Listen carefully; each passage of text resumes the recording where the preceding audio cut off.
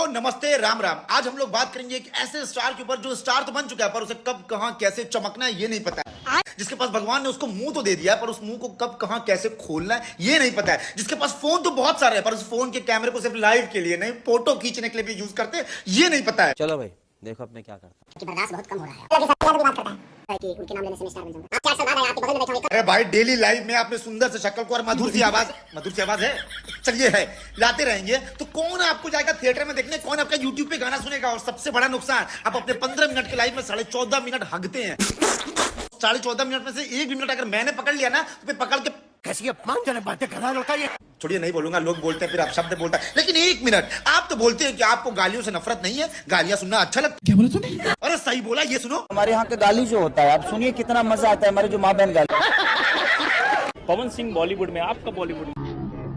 देखो देखो मुंह कैसा उतर गया। मतलब इन्हीं मीडिया वालों के सामने चिल्ला चिल्ला के कहा था कि पवन जी तो हमारे पिताजी की तरह है और मैं उनके बेटे की तरह। और यही मीडिया वाले जब पवन भैया के लिए कुछ अच्छा बोले तो मुंह ऐसा उतर गया जैसा लग रहा है किसी ने 4-5 लाख रुपए उधार मांग लिया।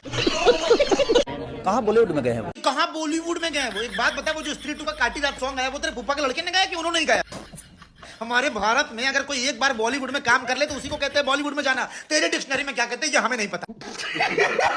बॉलीवुड में गाना गा रहे हैं वो, अभी एक फिल्म आई स्त्री 2 काफी हिट किया उन्होंने। हाँ अच्छी बातें हैं, एज ए सिंगर उनको इस्तेमाल किया। अच्छा मतलब कि रणबीर कपूर अपने पिक्चर में काम कर रहा है तो उसको इस्तेमाल किया जा रहा है। अरिजीत सिंह एक गाना गा रहा है तो उसको इस्तेमाल किया जा रहा है। तू इतने दिन से भोजपुरी में ऐसी तैसी करवा रहा है, तुझे इस्तेमाल किया जा रहा है। इसलिए स्टार्टिंग में बोला था कि भगवान ने मुंह दे दिया है पर कब कहां कैसे खोलना है ये नहीं पता। बात तो सही है। इतनी जद्दोजहद करने के बाद जब मेरा कुछ नहीं उखाड़ पाए तो अब लेकर के आए ये तोतले चुटपुटिया बम को। विशाल सिंह, अरे खराब अंगूर का दाना बोल। तुम के सारी भैया खिलाफ बोलना बंद कर दो, बंद कर दो, बंद कर दो। नहीं तो लेंगे, नहीं तो लेंगे, नहीं तो लेंगे।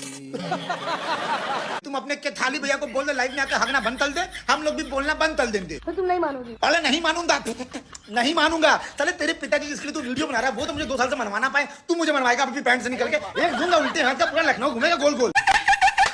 बात सुनो। अरे हाँ बोल। हमारे बाप है ना विशाल सिंह, पवन सिंह। अरे वो हमारे बाप भैया सब कुछ है, तू अपनी बात कंप्लीट कर जल्दी। तो बात सुनो। अरे सुन ना उले तूतिया बत्ता, बोल तो सही। तुम लोग नहीं मानोगे ना? अरे माचिस का डब्बा बोल तो दिया, नहीं मानूंगा, अब आगे बोल। आओ दे तो कोई दाम नहीं दे रहा तुम्हारे। अबे क्या बोल रहा है? पिलियल बोल, पिलियल बोल। पवन सिंह क्या है बे? सुन रहे फटा हुआ खराब चिलगोजा, तेरी इतनी औकात नहीं है कि तू जाने की पवन सिंह कौन है, पर फिर भी तेरे छोटे शरीर के छोटे से पिछवाड़े में जो चुल है ना उसकी खुशी के लिए अपने फूफा के मुंह से ही सुन ले कि वो कौन है। और जहाँ सवाल है मेरे पवन भैया का, तो ये पवन सिंह बाद में है, सबसे पहले मेरे पिता समान है।